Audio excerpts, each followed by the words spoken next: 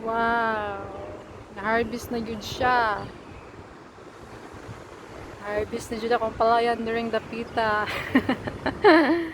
So, tamang tambay lang dito sa door. Ayan po. Sa lawak ba naman ito? Charot. Tamang tambay lang. Ayan.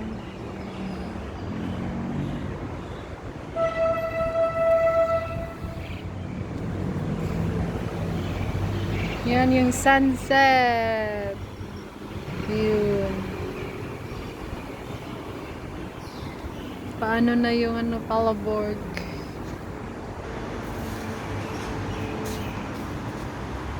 Ay, ganda.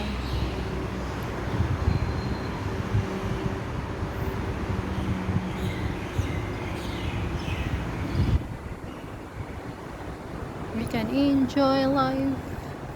Enjoy